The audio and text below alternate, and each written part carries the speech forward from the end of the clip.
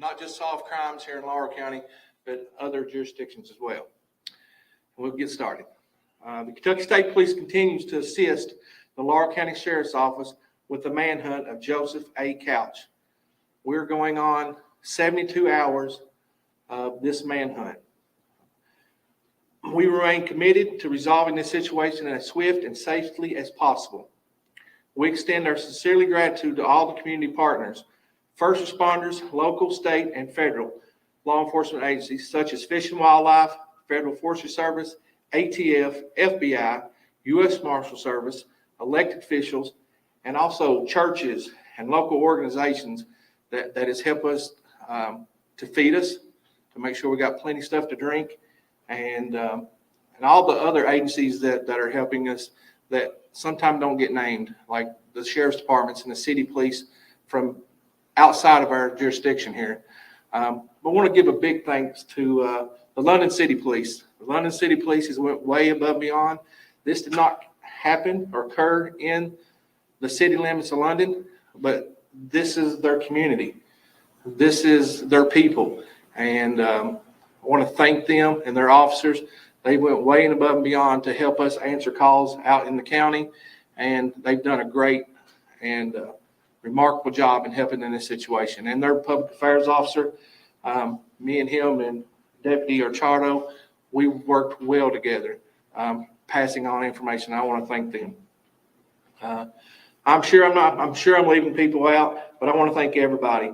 I'm proud to be a Kentuckian.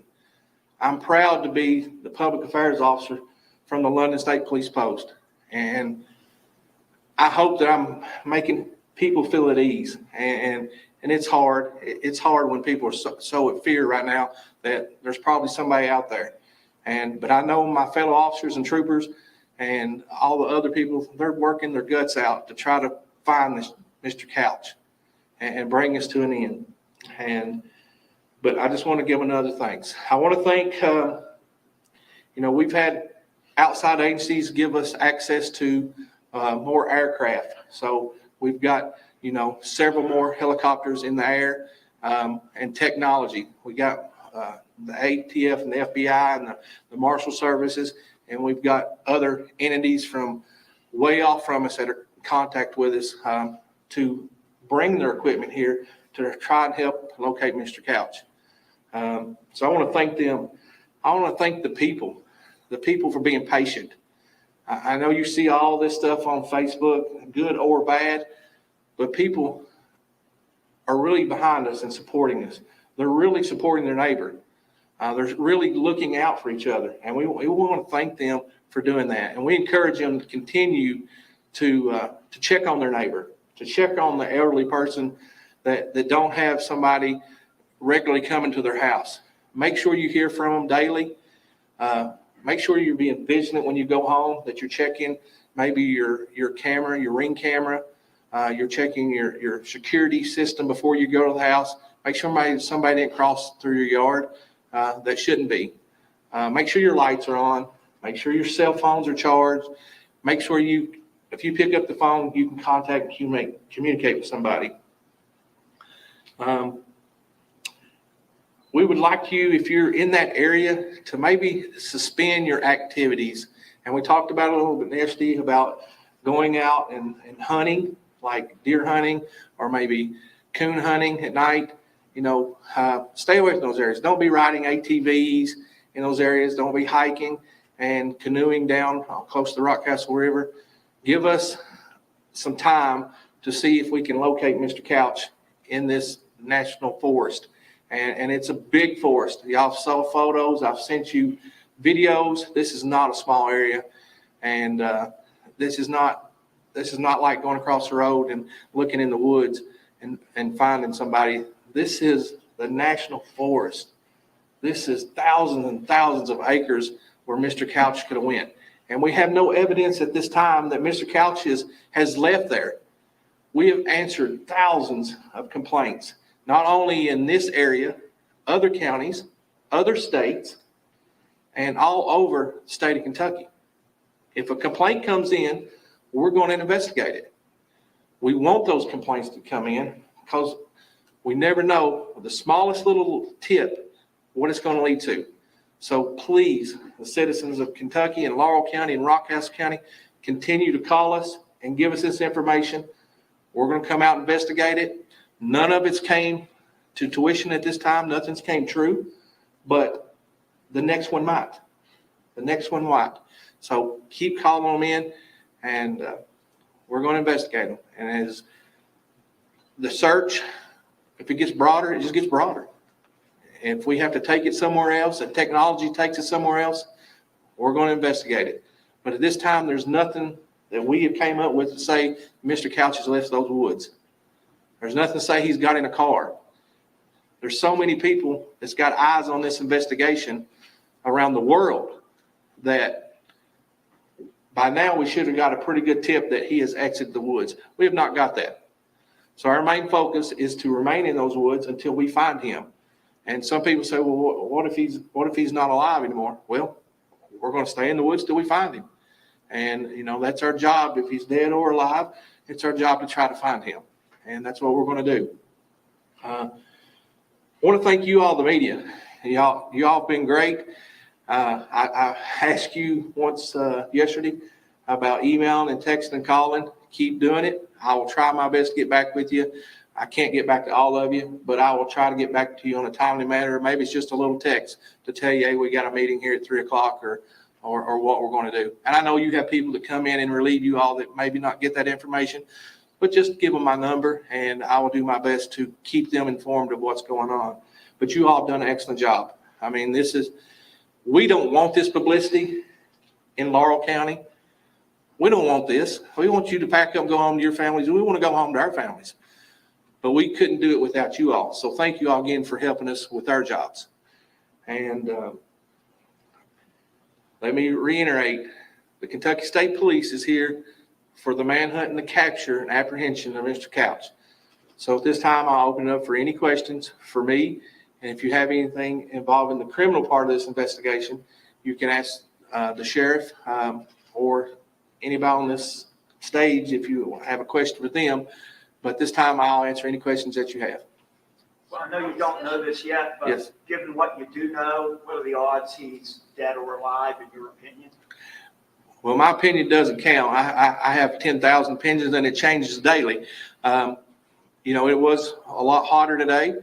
I hope he doesn't have water. I hope he doesn't have food.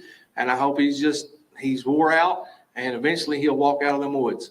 That's what I hope happens, and we'll let the judicial system handle him as they seem fit, and everybody goes home safely to their families. The note said he planned to kill himself. What do you make of that? I don't know what you're talking about. If he is dead, do you believe that would make it easier for you guys to find him quicker than if he was alive, or how does that work? Well, if it continues to be hot outside and he has passed away, you know,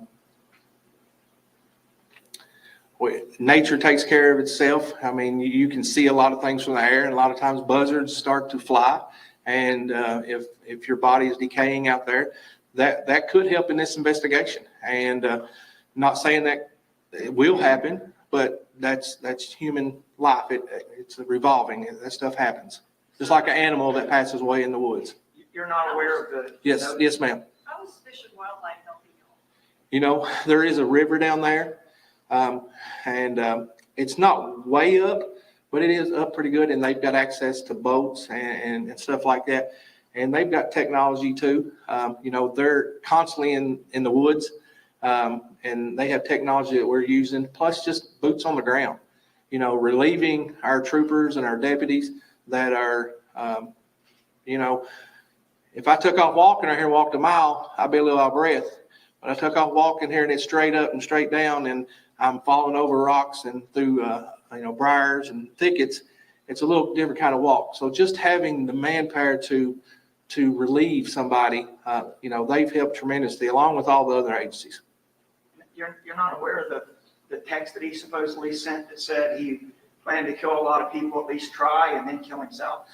I am aware of that. That's something that the sheriff, I asked you at the beginning, the sheriff would have to to explain on that stuff. I'm here for the apprehension and the manhunt, but you can't ask that question to the sheriff. Yeah, I was just trying to see what you guys make of that, if you thought he was serious about that, what that tells you about state of mind. Can anybody address that part of it? We are aware of that, but like I say, this is a continuing investigation, and that's been collected and handed over to the proper authorities to go through phones and stuff. And really right now, we can't elaborate a whole lot on the evidence that's been collected.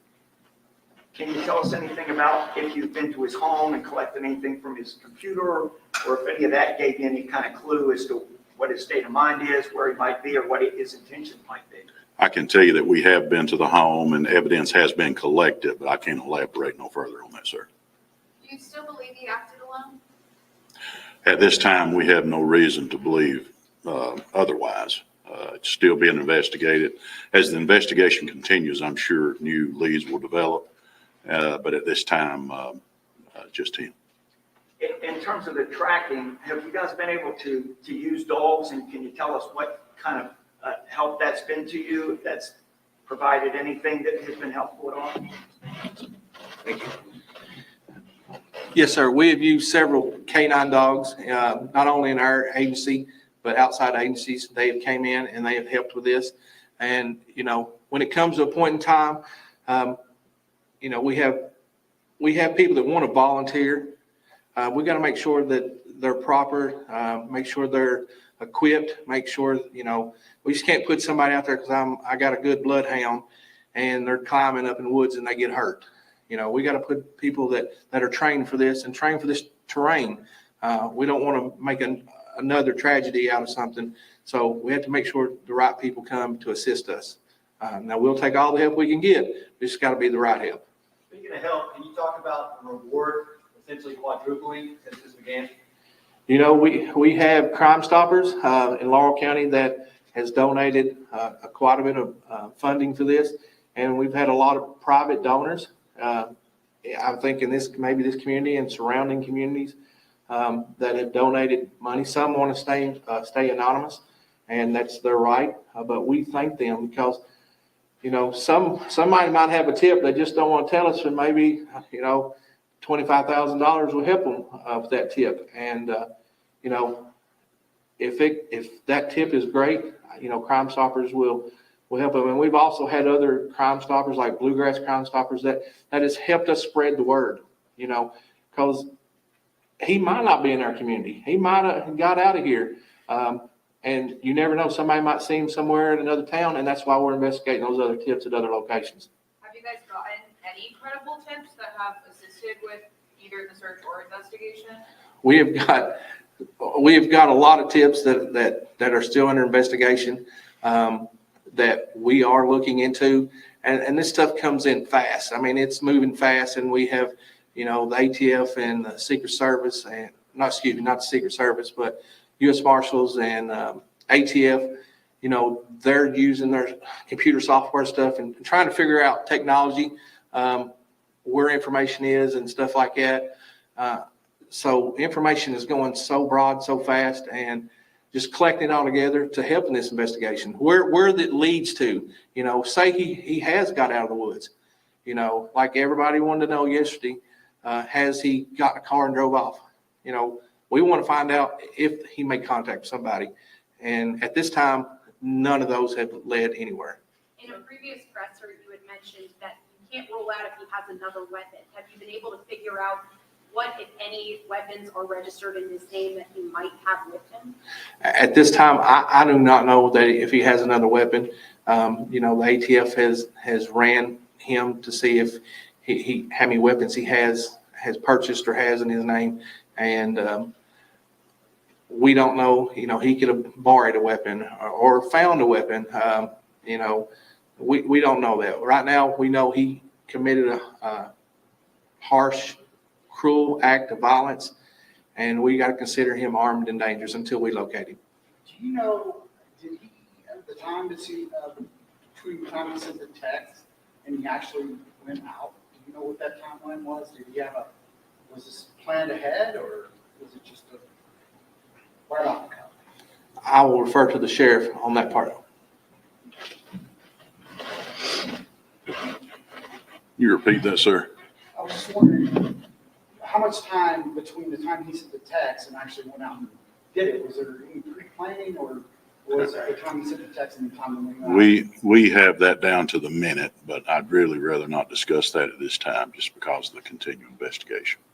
Is there any indication he took provisions with him or planned for a longer stay in the woods that you've been able to find so far? We have received information that we have checked on. We really can't confirm that at this time. You know, there's several pieces that we have investigated, and we've recovered a lot of things, a lot of different things that's pertinent in the investigation that I can't reveal to you. That's about all I can tell you right now at this point. Do you think searchers should continue to cancel as the manhunt continues? I'm sorry. Do you think schools should continue to cancel as the manhunt continues?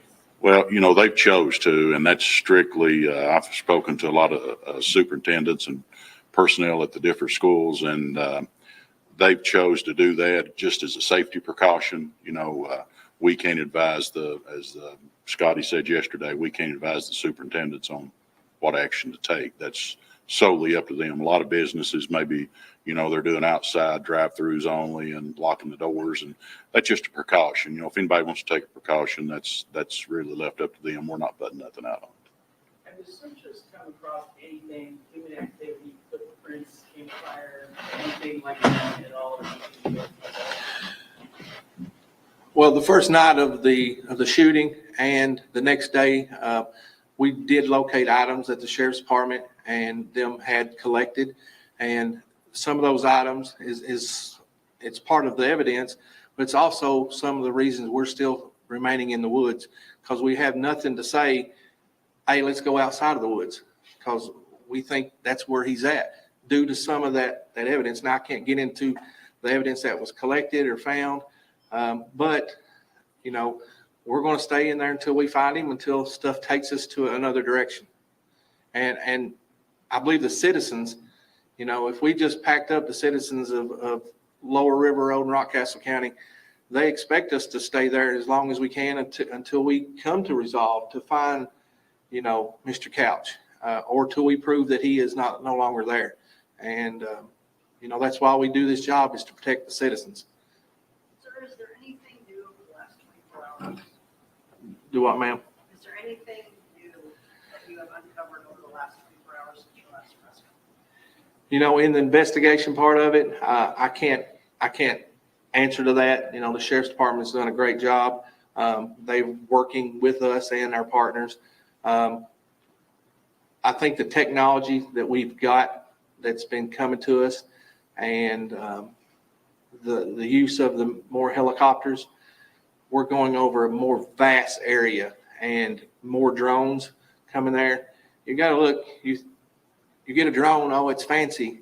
Well, drone only lasts about an hour or so up in the woods, and when you're covering such a big area and that battery don't last long, you have to bring it in and charge it. And just like a helicopter, you got to bring it in and get fuel in it.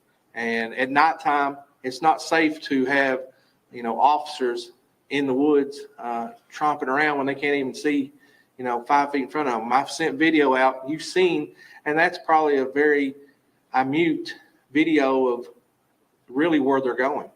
I mean, that's they didn't have the pictures of the cliffs and the fall offs and stuff. So it's we're in a short period, and especially with our helicopters, you know, if you know that area, if you drive through there in the morning, from about to about 10:30, there's fog. It's a real thick fog area. So us getting up in the air at certain times, you know, our time's crunched a little bit, but we're going to take all the help we can get. We're going to continue to try to locate Mr. Couch until something tells us we need to go a different direction. And I want to continue to thank you all. Y'all have asked great questions, and some of them, you know, we can't answer because it's part of the investigation, but some of them we can. And we want you to relay this stuff to the communities And if I can answer anything else, I will. If not, we'll conclude this interview. Do you have any estimation of how much ground you all have covered? You say it's this huge area. Do you know how much you've, I don't want to say cleared, but how much? For our ground teams, you know, there's like snails. They're going very slowly to make sure they don't leave anything unturned. You know, it might be a tree that's knocked over and doesn't look right the way it's knocked over, or something, a piece of trash on the ground, or candy bar wrapper, anything like that. I mean, we have to collect those, and because that might be part of the evidence. The helicopter, now, they can get up and they can look at a large distance. And, you know, the drones, not as much as a helicopter, but we cover a lot of ground with the helicopters. Can you tell us about any of the technology on those helicopters? Are they using that FLIR, that body heat, that sort of thing? And this time of year, do the leaves interfere with that, or have it been helpful? Well, right now, you said it, the leaves, it's real thick. There's leaves are not, it's not really got cold enough to start, the leaves start, you know, falling right now. So it's very green. It's like a jungle. Like I said, it's pretty thick out there. So they do have some hard times looking down, but we've got several with spotters up there that are constantly looking. Now they'll see every animal in the world, you know, running around. We're just waiting to see somebody else that don't look like an animal running around. And the FLIR system helps. I mean, it helps with the body heat at nighttime. So, and that's another thing. A lot of people say, hey, you ain't got boots on the ground, or our boots are on the ground. Our troopers, trust me, our deputies, trust me, they're in the woods. They're wore out. You ought to see them when they come in, they're wringing wet. They are on the ground walking through these jungles and in every imaginable terrain that you could think of. And you've seen it. You've seen the aerial. You've seen some of the walking. It's not an easy task, and they're doing that to make this community safer. And at nighttime, our helicopters are flying. They can FLIR. They're looking for heat sources. So if we see a heat source and that heat source moving slowly, or, you know, if it's moving really, really fast, it's probably a deer or something like that. But if it's moving slowly, they're going to try their best to now start tracking that heat source and getting troopers and deputies to that area where they find that heat source. How long do you plan on expending this much resources on this search? I mean, at some point, I'm sure it gets to be unsustainable. Well, we'll keep going until we're told otherwise, or until we can find Mr. Couch, or until something leads us in another direction. I want to thank you all, and we will come back tomorrow at 3. Hopefully there'll be some more new leads. Hopefully we'll have Mr. Couch detained. And thank you once again. And please share this information, get it out there, and maybe we can bring some rest and calm to Laurel County and Rockcastle County soon. Thank you.